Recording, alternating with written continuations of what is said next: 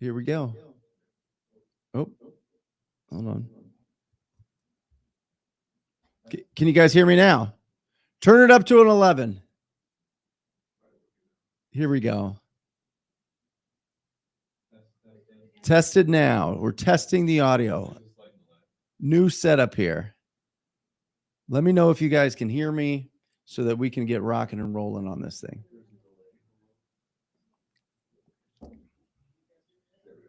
There you go. There we go. There we go. Thank you guys for your patience. Let's start this all over here. All right. If you love friends and you love real estate, you're in the right place. Today, I want to start off the Brent Daniels live show with talking about 8 things that help me make money faster. Number 1 is we have to raise our level of enthusiasm to an 8 out of 10. All right. You need to wake up in Theo. That's the part of enthusiasm. In Theo, the life force inside you coming out. Conviction matters. It matters with the people that we surround ourselves with. It matters with the clients that we work with, the buyers, the sellers, the title agents, the hard money lenders, everybody. Enthusiasm is contagious. And I'm telling you, one of the most powerful leadership skills that you will develop is enthusiasm. How do we raise that? How do we raise it on the tough days? How do we raise it on the days where, maybe a deal falls out and things don't go our way? The way that we do that is fall in love with this business. You're here for a reason. You read Rich Dad, Poor Dad. You read Think and Grow Rich. You looked at all the different options to make income in this world. And you said, you know what? I'm going to focus on real estate. And you are so smart for that. It is incredible because we are one conversation away from an unbelievable deal, right? Every single day we have that ability to be one conversation away, but we have to raise our enthusiasm. It's going to raise everything up. It is how you get to the deals faster. If you have conviction and you go against somebody that is just dry and they're just boring, and you go into that property owner's house and you bring that conviction that you can solve their problem. When you're selling that deal to that other investor, to that cash buyer, they know, holy cow, this is a great deal. This isn't just somebody that's just kind of copy and pasting and doing this. This is somebody that went through the actions and found an unbelievable opportunity. Number 2 is keep your goals in front. I had to keep my goals in front of me all the time. Did you do this, Raph? Did you? 100%. Right? 100%. Did you? I used to write it on the mirror. I used to put it on the mirror. I used to write it in. I used to take a dry erase marker and write it in my shower. All of my goals for the day. And I'd look at it, and I'd take a shower every night, every morning, and I'd look at it and I'd be like, oh my gosh. And I put it on the mirror. I used to have the Grant Cardone 10X little, it was like a goal setting. The notebook. Yeah, I know what you're talking about. I used to have it. I didn't write it in my mirror, but I had it on my phone. So the screensaver was my scoot over here. The screensaver was my phone, my goals. So, I mean, it's just a reminder, right? Like to keep you motivated as to why you're doing things. And it worked every time. I mean, I'd be stressed out. I'd be tired. I'd be whatever. And then I'd want to, by default, go check out social media or whatever. The first thing I do is pick up my phone, and then I see my goals. I was like, oh shit, I got to go back to my thing. That's right. So, yeah. Yeah. And the daily goals was really the thing that took me to the next level. Yeah. And every single day I would say, I'm going to make $10,000 today. I'm going to make $10,000 today. And then I would switch it up. I'd read, the Go Giver or something. And it would be like, I'm going to provide $10,000 worth of value today. Right. Yeah. And so in all the different things, how much I wanted to weigh, what I wanted to bench press, what I wanted for my kids, what I wanted for my relationship with my wife. Every single day, I would write it in the morning and in the evening, and I kept it in front of me at all times. I'm telling you, I have a stack of those 10X little notebooks, and every single one of them came true. Every single one of them. Incredible. Absolutely incredible. Number 3 is worked daily on removing the self-imposed limits that I placed on myself. I had to erase my past because I screwed it all up. I went and I grew a brokerage, and I signed an office lease in 2008 for 9,000 square feet at the Scottsdale Air Park. And I put a personal guarantee on it, and it boom, it failed. Yeah. October of 2008, boom, everything changed. And then I had to give credit cards back. I had to give properties back. I had 2 cars repoed out of my front driveway. That is a horrible day, right? And if I just dwelled in that, if I just sat in that, if I just lived in the past, and I did for years, for probably 2 years, I just it was like a hangover of this financial disaster that I put myself in. I had to erase the past, and I had to work every single day to do that. You know what I mean? I had to work every single day as hard as I could to remove that and just focus on what can I do today. And I think that's where the daily goal thing really helped. Yeah, it's keeping that consistency in check. It's easy to get demoralized. It's easy to get not feel like you want to do things. But when you just commit to taking the daily actions, the boring, the not sexy stuff, I mean, you know that you're on your way out of that, pebbly road that you're walking on. So I love number 4. Yeah. I made a daily commitment to finding a highly qualified lead, appointment, or referral because they weren't looking for me. I would ask myself, do I really need more money? In most cases, I didn't need it. I wanted it. The reason I didn't need it is because I was just doing okay getting by, and I had to work hard every single day on really elevating it. Yeah. There's a financial thermostat that we all deal with, right? That we hit that financial thermostat. We're like, holy cow, my bills are paid. I got a little bit of extra money. Life is good. Yeah. But that doesn't take you to the next level. Nope. And it's, you know what I found? Because I spent a lot of time on that financial cap. Before I realized we had a financial thermostat. You start to self-sabotage, you start to spend more, you start, instead of forecasting or playing the long game in the financial health, you'll find little things to just reset you back to your financial level that you're used to, which sounds crazy, but if you're used to a less amount of money, you're going to find ways to get back into a less amount of money, even when you have more. That's right. Wild. Yeah. Well, and I just think about it. If everybody just focuses, everybody watching this, just focus on finding one good lead, one great appointment, one great referral. Yeah. Every single day, everything else is taken care of. That is the income producing part of this business. Yeah. I used to say early on in the early TTP days, and Alejandro knows this, every single welcome call, I would say, I want you to imagine that I'm standing behind you at your kitchen table, at your desk in your bedroom, in the basement that you're making the calls, wherever you are. I want you to imagine I'm standing there. I'm listening to every conversation that you have. And if you if you're making calls every hour that you are talking to people, I'll give you a crisp $1,000, 10 crispy $100 bills, right? Yeah. That is the absolute fact. What are you doing that people will actually pay you for? When it comes down to it, we have to be talking to new people all the time. Yeah. Because they're not looking for us. Make offers, guys. Unless you have offers. Listen, unless you have paid marketing, unless you are paying for those leads to come in, which when you're starting out, you don't have a huge budget, right? Facts. You're in hustle season. You either hustle or you pay. And so if you don't have that big budget, or you don't have even if you do have the big budget, but you don't have the experience, this is the time to go out every single day and find somebody. In the chat, guys, great to see everybody. Julie, Dimitri, Jacob, Kendrick, great to see. One REI Queen, great to see everybody. Put in the chat, if you find the chat and put in there, if you have a good appointment, a good lead, a good deal that you are locking up today. I know Dimitri is. Dimitri probably has 8 or 10, right? And he's absolutely phenomenal. But just put in the chat if you have somebody, or if you're looking for him. Everybody should be participating here. Everybody should be in the chat talking about where you're doing business so that people can connect with you. And what are you going to do today to move your business forward? Put it in the chat. Love to see that. Number 5, I allowed myself the luxury of doing more business in a month than I ever thought was possible. And that became my minimum standard, right?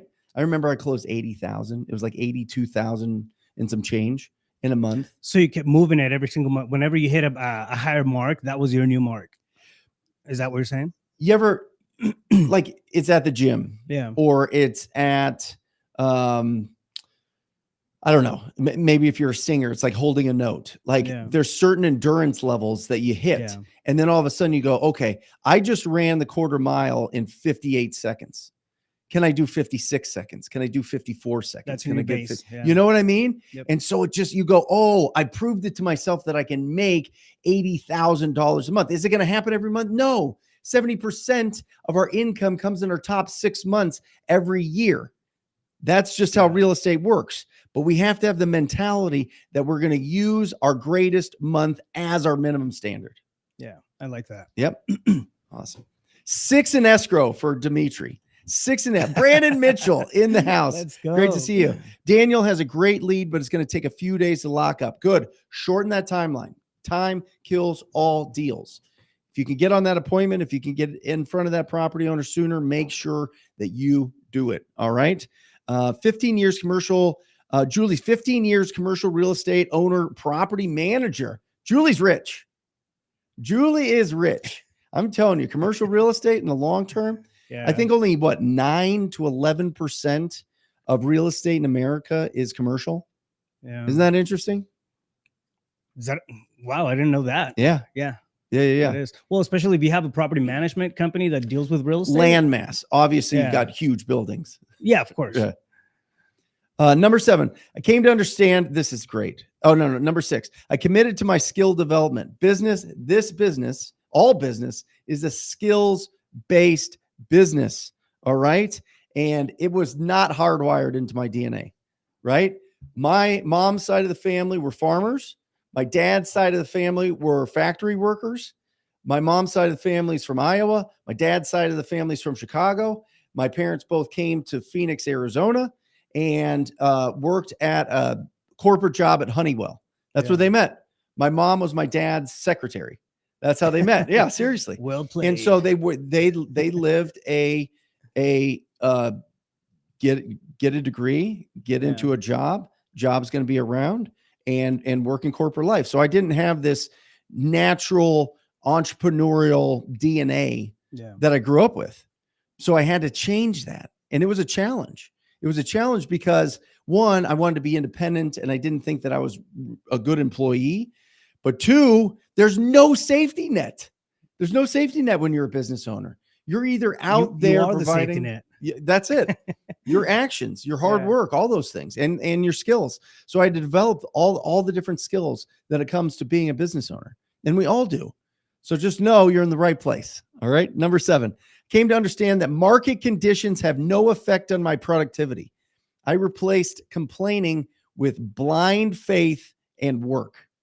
Yeah. All right. Listen, good markets, bad markets, there's still 4 million properties being sold this year. 4 million. You do 20 of those, your life's changed. You do 50 of those, now we're rocking. You do 100 of those, you've got a company, right? Right. I mean, look at the statistics. Average wholesale deal, 15,000. You do 20 of those, that's 300,000. You do 50 of those, holy cow. What is that? 750,000? Yeah. And you're in the top 5%. Well, and also at that point, you're absolutely broken as an employee. Once you go down that road, it's hard to get rewired back into the norm. Your thinking changes too. Yep. Did that happen to you? I mean, that was one of the biggest, I feel like, side effects of jumping into it and betting on myself. Just my thinking got rewired, and the possibilities just went. Yeah, I mean, listen, when you're starting out, you're running on the fuel for your engine is blind faith. Yeah. Until you close the deal, and then you cross the bridge from faith to fact. Right. And that's a beautiful day. That's why step number 1, find your community, find your tribe, find the people that are doing what you want to be doing.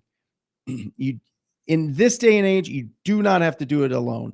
There's so many opportunities to find the right people. Either that's a coaching group, or maybe that's a free Discord, or maybe it's just the group chat here on these live shows, or it's a RIA, or whatever it is. Find your tribe.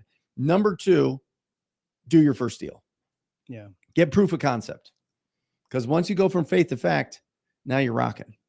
Now you're rocking. Now you know you could do it, and do it again and again and again. And the 8th one is I put things into practice faster. All right. Instead of filtering, and I love this. This is something that I got from Tom Kroll. The first time I talked to Tom Kroll, I signed up in 2016. I heard the Wholesaling Inc. podcast, which this is featured on. This show is featured on that. I heard the Wholesaling Inc. podcast. I was like, this guy's incredible. So I got on a call with him, gave him the $5,000. And he said, okay, step number 1, don't filter anything through your own experience. Just do what I tell you to do. Yeah. Follow the map. And I was like, holy cow. I never heard it that way. I never heard like, don't filter it through your own experience, because we all do that, right? Yeah. I had been in real estate for a decade longer than Tom Kroll. A decade, probably. Yeah. 10 years before. Like, I knew more about real estate than Tom Kroll. I forgot more about real estate than Tom Kroll ever knew. Truly. And I was like, wow, that's humbling. I really have to like take this seriously. And I did exactly what he told me to do, and boom, took off. Yeah. Absolutely took off. So test the new scripts, test new ideas, test new groups, right? Best practices, and run at it like a 5,500-pound rhinoceros. The way I like to look at that is I don't know what I don't know. Right. Which is the same thing. Yeah, love it. We got some great people in here. So there's a great question here by Chris Glick. And guys, Rafael Cortez is here. Luke's over there. We'll get him a microphone on the next show. This is a new setup for us. I really like this. I wanted, we have the big studio and the big screen and all that. And that's been awesome. But then you built this in my office, and I think it looks cooler. I honestly do. It's like unbelievable. So Chris asked a question of, can you go over how to properly set team goals? I currently have myself and 1 lead manager in my business. All right. So just off the top, Chris, I'll write it here. The number 1 thing that you have to look at is, what is your yearly income goal?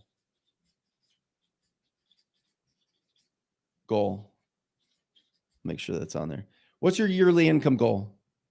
Right? I mean, this is where we're starting out at. Like, everything comes down to what this is. And how do you set this? Well, what'd you do last year? What worked last year? The other thing that we look at is, what is the average deal size? All right. What's the average deal size? And then from there, it's just you just divide these by each other, and then you equal how many deals you have to do for the year. Okay. So you have to look at some of these facts, right? You have to actually look at real data from your business. What'd you do last year? What's your average deal size? Like, how much are you spending on marketing? What's your return on the marketing there? What other lead generation sources are you using? You're a master at this. I mean, you set up all these things. You're the Pulse CEO. So what do you look at when you're going through these things? Those 2 things to start off with, right? I mean, if I have a track record, I'll take a look at what I did last year. Even if you're a solo operation, and I mean, you're going to have a baseline of how you operated last year when it came to how many leads, to contracts, and that stuff. So if you have that, use it, leverage it, because you want to create that baseline that Brent was talking about earlier. If you don't have that, because you're just getting started on it, you still have averages. So we have national averages. I mean, every big metro area has their own averages, and you can use those as guidelines, right? They're going to be a little different for you depending on what marketing method you're going after, but it doesn't mean that you can't start to create a map of and set goals that way. Right. So your question was about setting goals with teams. Mm-hmm. You have to build the baseline for that as well. So you have to figure out what your goals are as a company, and then break it down.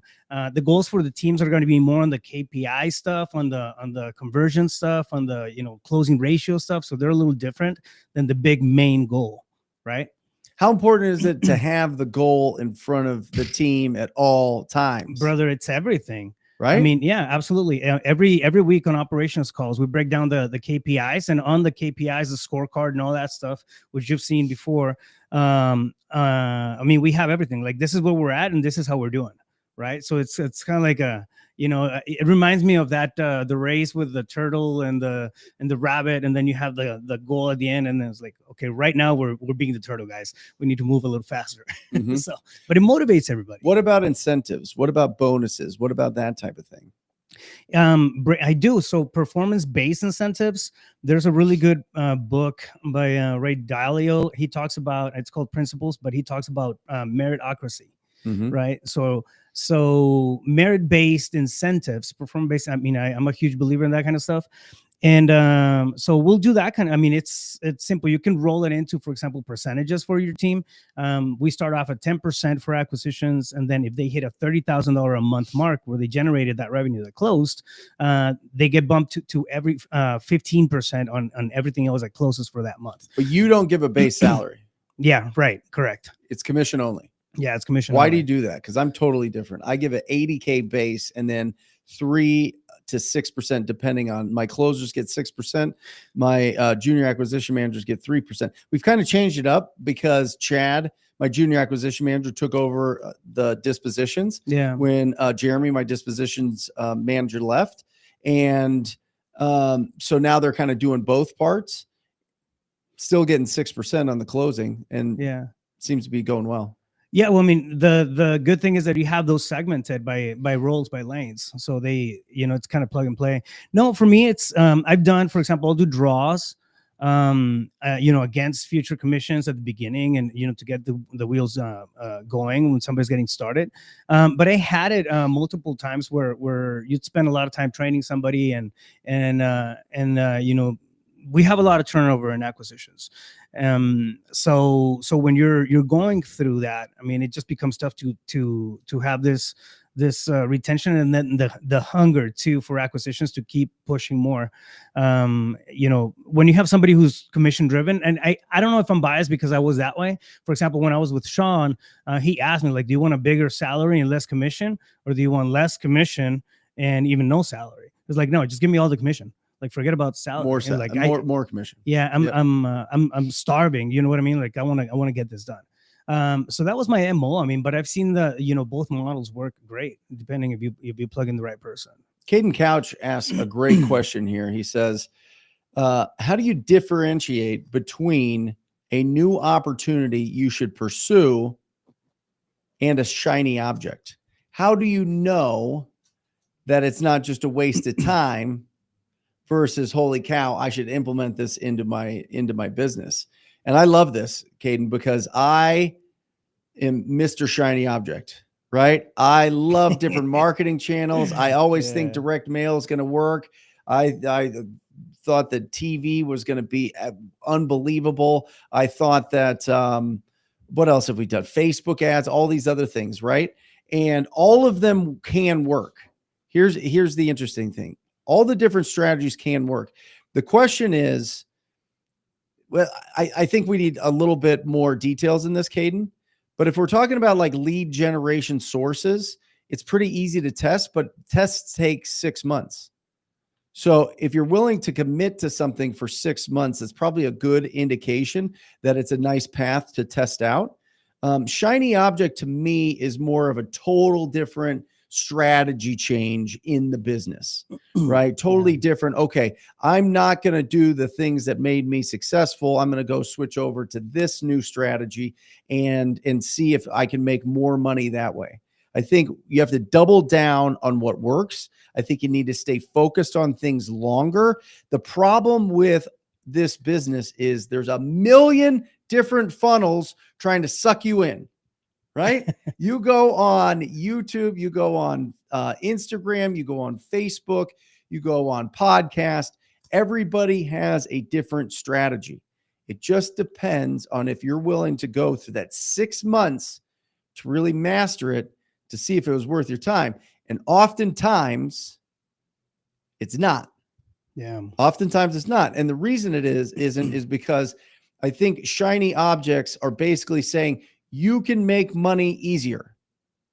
No, you can't. This is hard work. This is unbelievable grit that you have to be as a real estate entrepreneur. But as long as, again, you are consistently talking to new people about buying or selling their property, you win. So let that be the foundation that you build everything else off of. Yeah. Conversations and offers. Conversations and offers. That if everything is built off of those two things, then you win. All right.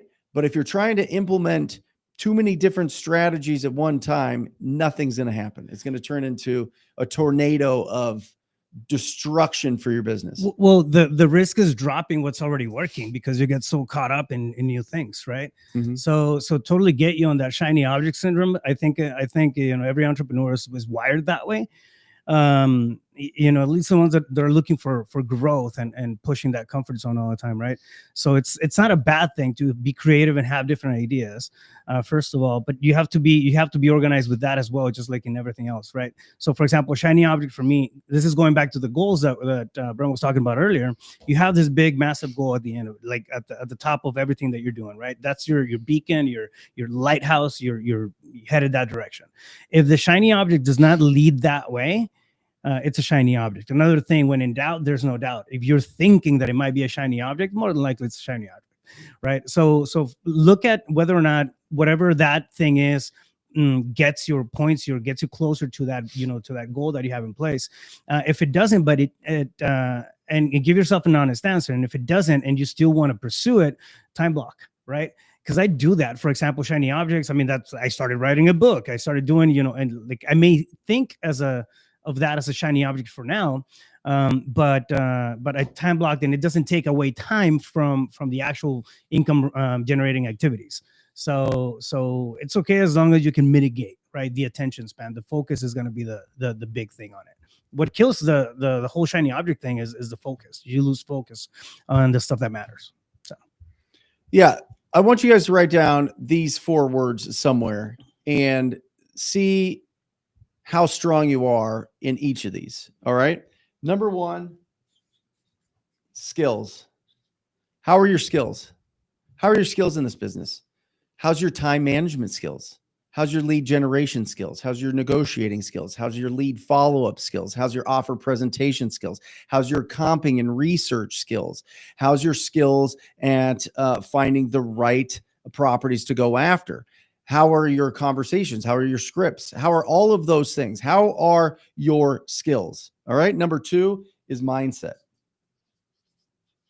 I just posted this in the Rhino Tribe, Handra, this whole dialogue that I had. Number 2, the second one is mindset. Is it just unshakable? Do you know you're going to win? Do you absolutely know that every single day you are going to find somebody that you can do business with? How is your mindset? How is your mindset, like scale of 1 to 10? Put in there. Number 3, taking action. Are you taking action every day? Are you doing enough? Are you talking to at least 30 new people a day if you're in hustle season? 30 new people, or are you having really deep dialogue with very, very niche lists? This is a big thing that's been going on. yeah, Is finding unbelievable opportunities that people can't unwind. Sometimes there's title issues that people need help with. Sometimes there's huge judgments or fees or fines or liens on properties, from HOAs to the city to taxes to mechanics liens, all of these different liens. Are you able to get in there and negotiate those down on properties? Right. I have students who are crushing it intentionally, just looking for like the bigger, deeper troubles that they can come in and fix because they have the resources in place, the attorneys in place, the network in place. So there's so many different ways to lean into that kind of stuff, right? When you're trying to niche out, what particular type of property you're going to be going after. That's right. And the last one is working hard. I work hard. I work so hard. Yeah. Every day I'm working hard. I talked to 3 people today. I went on an appointment. They didn't want to sell, but I was just getting the reps. I was just cutting my teeth, right? Like, are you exhausted at the end of the day? Are you absolutely? Let me give you an example of working hard. Eugene Latson, out of Virginia, and he does Virginia, DC area. he did, and put this on the screen, 100 contacts in 100 days.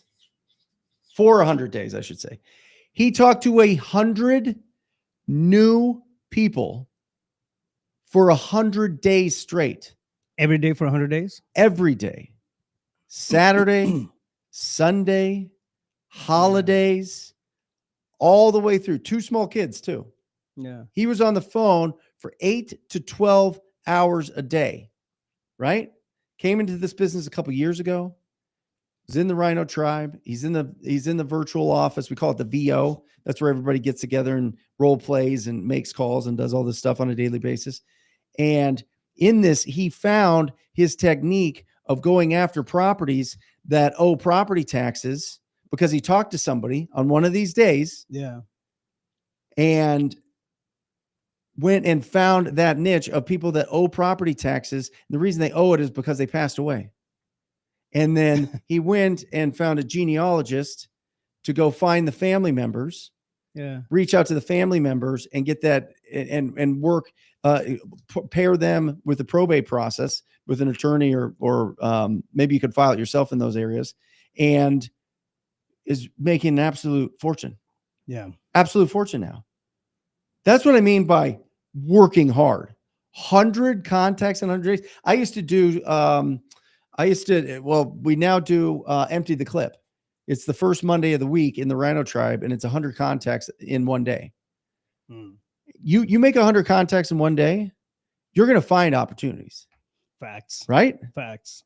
It is exhausting to be on the phone for 8 to 12 hours. What's your recommendation on offer amount? Like how many offers a month does in your opinion somebody needs to do? Because I had a long conversation about this with a couple of my students recently. How many offers? Yeah. I have a different view on that.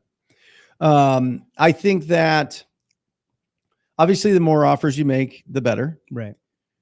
But we only make offers to people, like true offers that we fill all the way out when they're ready to agree to it. Mm-hmm. Right. I don't want, to just send an offer willy-nilly, send it in the mail, send me an email with your offer, all this nonsense. Oh yeah. Right. Yeah. That never works. Those are tire kickers. Those are people that either are just wondering what somebody would pay for it, or they're going to leverage it for another, against another offer. So we only make offers when they're ready to go, in person, ready to go, unless it's like on the outskirts, we'll do it, virtually. But, I would say we get about 250 to 300 PPC leads a month, which is awesome. Yeah. And of those, we're like a 1 in 15 close rate. And so I think with the offers we make, we're usually competing because people, when they do come in from paid, they get a couple different offers. And so I think we're at like a 65% success rate on that. So, I mean, if you do the math, it's probably 4 to 5 offers a week. Yeah. Right. Yeah. Yeah. And it's, the reason I ask is because a lot of times, and we see it often, right? Where somebody will look for that, interesting conversation.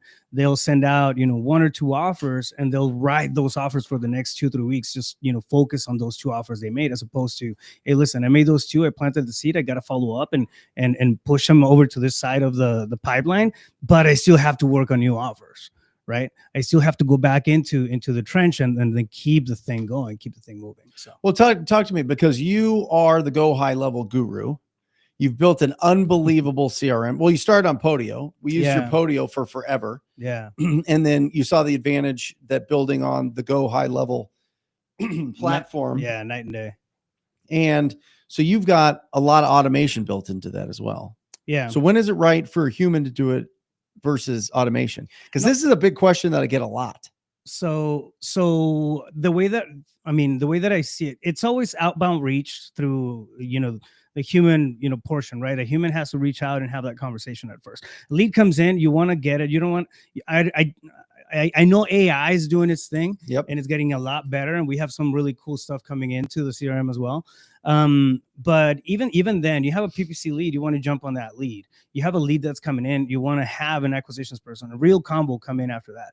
Where we're leveraging the automations and AI and some of that additional stuff is going to be more on the follow-up side, right? So for example, we have an SOP where we hit a lead a few times, a certain amount of times, and there's this specific protocol for it. If it doesn't work, or we're unable to get make contact, or have a substantial conversation with them, we'll roll them into a follow-up sequence, right? This thing stays with them for the next year, just having conversations and building up the the rapport on the follow-up side and just being top of mind. When they're coming back from that is when we will pre-qualify them through AI, but we've already made some touch points. And what that does, Brent, is like you want to make sure that you're not spending, I don't know, like one of the questions that I always ask is like, how many leads are you working on today? It's like, oh, I have 80 leads that I need to work on. But That's a lot of leads, Ref. well, yeah, it's just a number I'm throwing out, but like 76 of those leads haven't answered you in 3 months. Like you don't have 80 leads. You see what I mean? So all the I guess the bad leads can hide, and you said this before, can hide the good leads. Mm-hmm. And that's what you want to prevent. It's one of the biggest things that you want to make sure that you're covering on your end. So don't get fooled. Don't lie to yourself by saying, hey, I have a bunch of leads if they're not responsive, right? Find a way to nurture them. Don't forget about them. Find a way to nurture them, having come back. But you have to focus on the new stuff. You have to focus on new conversations, new offers, new leads as they're coming in, and work those, right? So yeah, we're doing a lot of that stuff through the CRM, which is really cool. Yeah. Is it weird that I'm standing, you're sitting, and we're this close? No, you feel good? Yeah. Does the audience feel good about it? I love that wide shot. It looks amazing. Guys, give it up for Raph for building the studio. This is unbelievable. He's the best. This is really interesting. Dimitri had a great point here, or people no one else can find. Just got a deal on a Florida lot from a lady in Switzerland through door knocking while I was in Lugano. I assume that is in Switzerland. Yeah. And what are some ways, guys? What are some ways? Put it in the chat of finding people that you skip trace them, you call the numbers, you don't get a hold of them. What's ways that how do you find people that have these vacant properties that no one else can find? What are some ways that people aren't thinking about? I already mentioned one. One is the genealogist, right? Genealogist finds all the family members, right? If somebody's passed away. There's some great resources. I think Skip Genie does a good job of getting deep. What are some other resources? I use IDI. IDI is wild for that stuff. I mean, if you have an IDI account, those are hard to come by, but I do have access to IDI. And I mean, that one tells you neighbors, relatives, ex-girlfriends. I mean, it just goes with phone numbers and everything. So IDI it's an interesting. How do you get an IDI account? You got to talk to them, and then you go through this vetting process. What's that like? And basically, you submit an application, and they'll tell you whether or not like you're cool.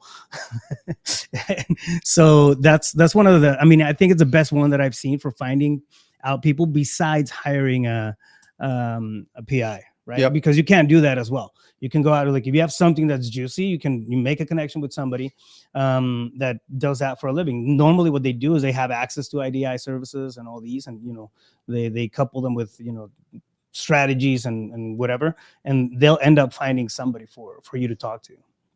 So yeah, that if you want to keep it simple, I've used Spokeo for years as well before I had IDI. So Spokeo was good. On that one, man, I mean, we closed a deal that was $72K because I was able to find the next of kin across the country. So on the East Coast, property was here in Phoenix. And we found the one son that the seller hadn't talked to in like 20 years or something through social.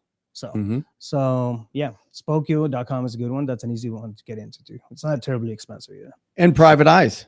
Yeah, PIs. Yeah, Yep. private eyes, There's private some investigators. that'll do it for like $150 Yeah, and just pull. They've got all the resources. yeah, It is crazy the amount of information yeah. that these companies have about everybody, and they're owned by the credit companies.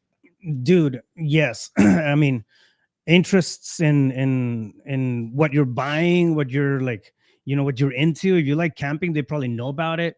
Like, it's wild. I mean, it's just crazy, the kind of stuff that they can cross reference just from the info they have out there. Look at Dimitri. Out of country deceased owners whose mailing address is outdated because of the death are the best leads in the entire business. There you go. Because what happens, guys? What happens when somebody passes away and none of their family members know that they own property? Yeah. Property taxes are going to take them. Facts. If you look up right now, I'd be curious to do this. If you look up in the tax records, like through Monsoon on our MLS that we have here in Phoenix, the amount of properties that the national, the national tax lien companies own in Arizona, it's ridiculous. It's ridiculous. They just literally bid everything down, right? You go to the tax lien auction and you get to buy the lien. Right. So the state gets their money back. And then what you bid down is from 16% interest on that lien down to 0. Right. They don't care about the interest. They care about the property. Yeah. And so they know that if they buy a certain amount of tax liens, these properties, they're going to foreclose on these properties and get these properties that are worth 200, 300, 500, 700,000 for pennies on the dollar. For yeah. $10,000, $12,000, $15,000. That's why tax liens are kind of seductive, right? Like those tax lien auctions. Yeah. You know what I I mean? haven't messed around too much with them, but they are. Yeah. When you have I guess the model works. So I think when Luke went by this camera, will you just walk towards that camera, Raph, so it'll focus on you again? Because it is. Oh, there you go. Yeah, there we go. There we go. We got autofocus now. Ooh. Yeah, awesome. But yeah, going after people that don't know that they could inherit a property. Listen, if they don't want to sell and they just want to have the property and live in the property, great. You let somebody know and it's like the greatest day of their life. Right. But if they want to sell it, you just help them. You just let them discover this new asset that they could inherit and make an offer on their property. Yeah. Absolutely incredible. Guys, I'm telling you, people are making a fortune. I like realsupermarket.com. Those guys pull the lists, realsupermarket.com. They do a really good job of grabbing. I don't know how they do it. I don't know what they do, but you could go, give me everybody that owns property that have owned properties for over 10 years, that are 2 years behind on tax delinquents in Glendale, Arizona, in Phoenix, in wherever, Dallas. And he'll pull that whole list for you. And then you do your research. Or even better, guys, get it from the county recorders themselves or the county treasurer. That's who handles the tax defaults in our area. And so go to one of those things. You can catch them. Oftentimes you can get them just off your computer. They're all posted online, which is really cool. Yeah. Right. Yeah, I mean, it just takes a little bit of elbow grease on a lot of these things, but so I feel like the stigma is like, oh, there's only one way of wholesaling. But when you start looking at all these like little different avenues, I mean, you find that there's a lot of opportunity out there besides the regular stuff that we're often looking at, right? Like the absentee owner calls and all that stuff. Great, those are amazing foundations, but as you get into it and your knowledge base starts to expand, I mean, you can tap into very, very wealthy opportunities out there. So. Well, and I'm going to bring in December, Logan Fulmer out of Texas is coming on the show. Yep. Coming in here. Next week, by the way, guys, we have Steve Trang, who is literally building a whole AI, Not like he's taken all the other AIs and making it into this thing. He's got his brother who's like a software engineer, and he's got this new supercomputer that he got from NVIDIA, and he's going to literally build the language for sales to do AI sales. He's already got the AI going for inbound leads and for like when you get a lead coming in from like a web form, like a PPC or PPL lead. He's already got it where it'll automatically call them so that you could touch base, and it's doing the whole song Lead and dance and doing the pre-qualifying. And so that's really cool. But he's going to be in to really break that down next week. But Logan Fulmer has really gone bananas with his he goes after judgments, right? Yeah, you buy judgments. Talk about one of those niches that you start to solve like bigger problems for bigger profits. I mean, Logan does really good on that space. Yeah, I mean, he works with a lot of attorneys and they unwind title issues. They go in and buy judgments at pennies on the dollar. Yeah, because the people that put the judgment on it want their money now. And it's like that commercial. Oh, what was that old commercial? Oh man, I want my money now. Yeah. My money, I need it. Yeah. What is J.G. Wentworth? Yeah, J.G. Wentworth. He's basically J.G. Wentworth on these things where you buy, you give people a fraction of what they're owed. Yeah. And then he gets properties that way, which is really, really, really interesting. So it's we'll get him in here in December, which is cool. Yeah. Something that's working for us right now, guys. I mean, we are really focused on everything Google in our business. So PPC, huge. We have optimized our Google My Business profile. If you have a Google My Business profile and it's not optimized, it's probably not getting you leads. I literally went, Raph, from 21st rank in Google My Leads. So Google My Leads is that map that shows up when you search something. So Google really has three parts. They have the search, they have the map, and then they got the organic, right? If you're on all three of those on the first page of Google, you're in the most powerful position in marketing. It's the most powerful position in marketing. People are literally searching for you to buy their home fast. So we optimize. I went from 21st to 2. Wow. In Phoenix. Absolutely incredible. I worked with Trent, which you met up at the cabin. Yeah. SEO guru, Google My Business guru, dude. and optimize that. And it's been absolutely phenomenal. We're offering that to our PPC clients as an add-on to their service because we're getting 10 to 12 calls and leads a week just from Google My Business. Wow. And those are free. That's free. Once you get it set up, it's free, which is awesome. And then working with SEO to start ranking organically. So our goal here in Phoenix is to be in all 3 spots. The on Google My Business, is that restricted to a specific location? So for example, like a 10-mile radius around your business address, or for example, or something like that? That's exactly right. Yeah, Google wants you to be a real business. Yeah. And have an office. And be able to, and then it's a radius search. So any of the property, but here's the beautiful thing. Yeah. You can get a $500 a month shared office space. Yeah. That's all over the place. And so now you've got locations everywhere. Yeah. And then you've got the surrounding area. It's like a 5-mile radius around there that you show up. So anybody that searches on their phone or on their computer in that area, you pop up first or second. Yeah. Which is awesome because I mean, there's plenty of ugly houses around this place. Yeah. It's really cool. But we're totally focused on inbound high intent leads. They typically close within 48 hours and they're great deals. Absolutely great deals. Have you seen a slowdown at all with your dispo? I mean, you're in how many markets? 7 mainly. 7 markets. Yeah. I mean, we do business anywhere, but we market specifically to 7 markets. I mean, with that, we get, outliers and deals all over the place. But well, that's the nice thing about your CRM. You can do it anywhere. Well, Yeah. with your CRM, you've got it automated dispo where you pull in the best buyers in that area, Yeah.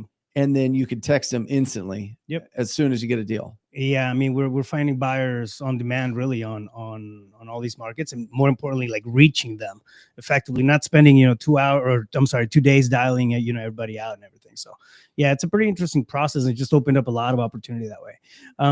So how are the buyers?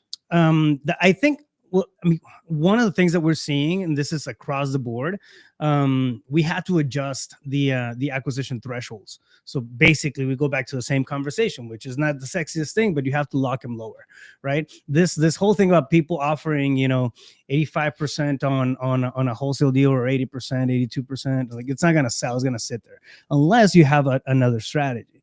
Novations is something that we're leaning hard into. Creative financing is something that we've always done. But for those higher,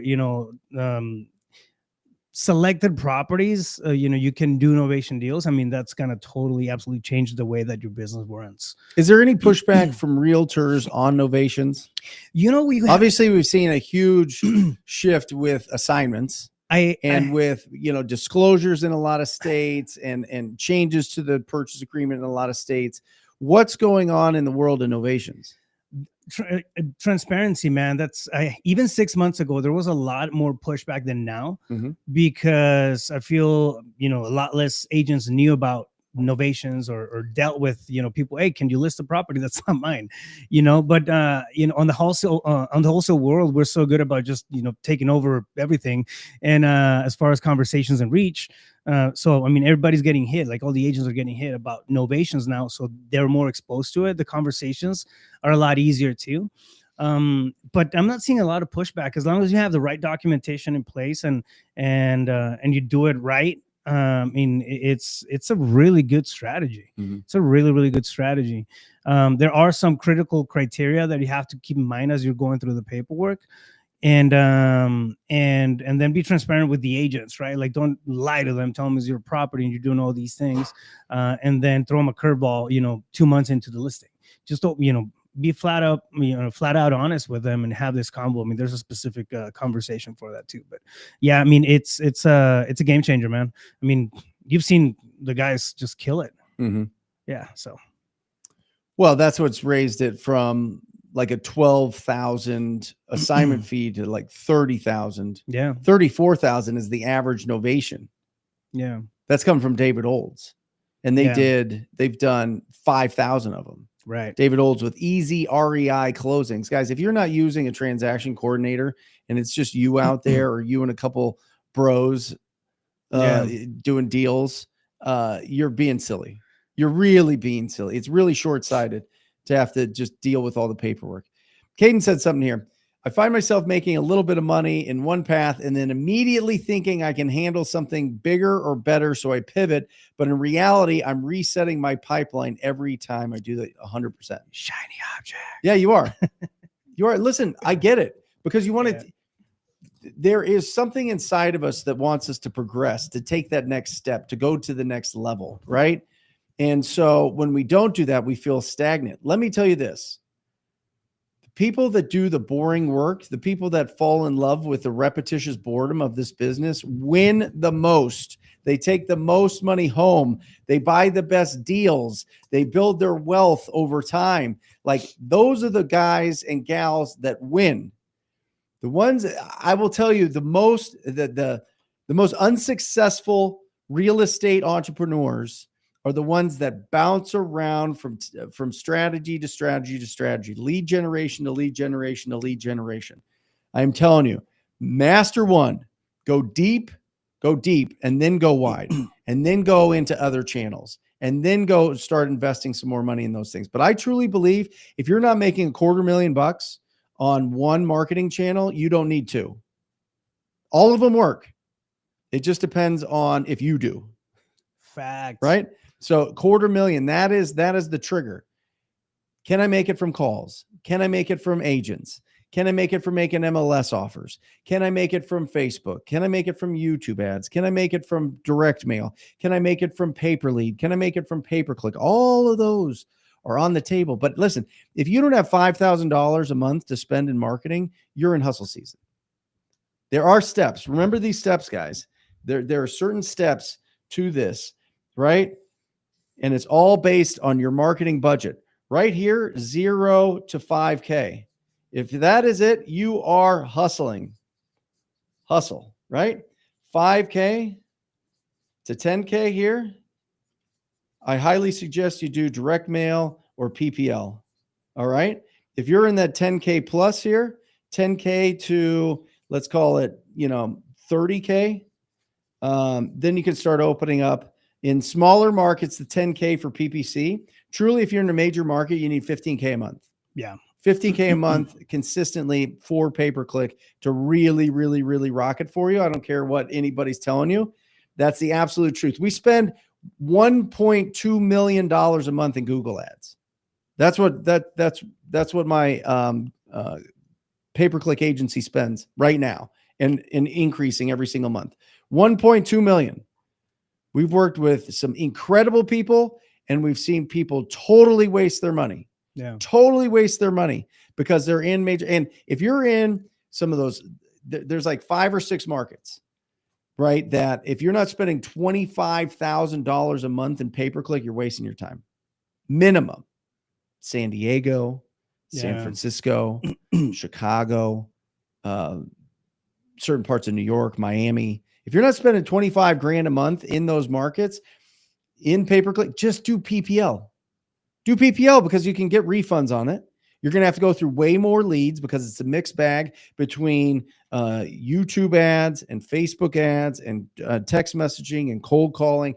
Some are SEO, some are pay-per-click, but not a majority of them. A majority of PPL leads are coming from the organic searches and the other cheaper marketing sources. You can average $50 to $100 a lead for Facebook leads and YouTube leads and some of those other things, but you got to have a lot more leads. The quality is not as high as intent-based, search-based leads. But really, that's the difference. And then once you're into the 30K plus, I usually see people, really they'll get probably between 30 and 100K if they can spend it on one marketing channel, and then add other things once they go.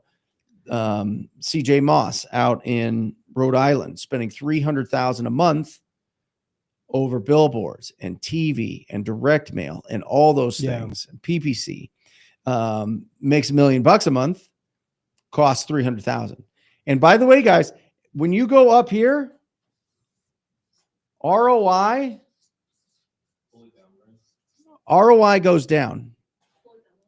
When you go up this ladder, your ROI goes down. It's just economies of scale. That's how that works. Your ROI is never going to be better than you with a phone getting nitty gritty. Facts. Right? You can't get ROI if you don't do that. So that is what it is. The 5, once you start spending some money in here and getting up into these ranges of really high budgets, 4X is really, really, really, really solid. 4X, and then more if you can build a brand. One of the things that I want to throw out there too is when it comes to transitioning or doing stuff and then really resetting the pipeline.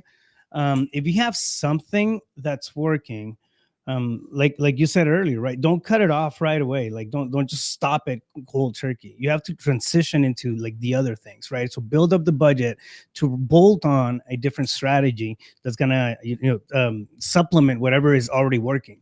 80-20 rule. Think about the 80-20. 20% of the actions that we take, the stuff that we do, that we put effort into, give us 80% of the results, right? So if you get really good about dialing that 20, and then you do it again, and then you do it again, you're gonna end up with a really decent package, really good package of processes and systems that will not reset your pipeline every single time. The way that you do that is by keeping that 20% that's giving you the results, and then bolting on or transitioning into something else, right? Not cold turkey changes, because that will break the business. Chris Glick, great question here. He said, I'm using your agency for PPC. Just curious if you think I should dive into SEO. We are at 15K on PPC ad spend. Chris, you're getting an email today about Google My Business optimization. Literally today. That is what I would do next. 100%. It's gonna react in a couple weeks. You don't have to wait months and months for SEO to catch up. Get the Google My Business first, for sure. It's gonna blow your face off. We're gonna optimize it for you. You'll get an email and get that all set up. There goes D. Says, how would you go about SMS blasting, considering this is part of your CRM?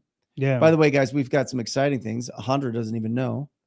Raphael and I are collaborating on a new offer for the Wholesaling Inc. Rhino Tribe. Ooh, it's with be his epic. with his CRM included. Part of that is outbound SMS, but it has to be done right. It has to be done tactfully, and for dispo, but also for acquisitions, which is awesome. All built in to the CRM, Handra.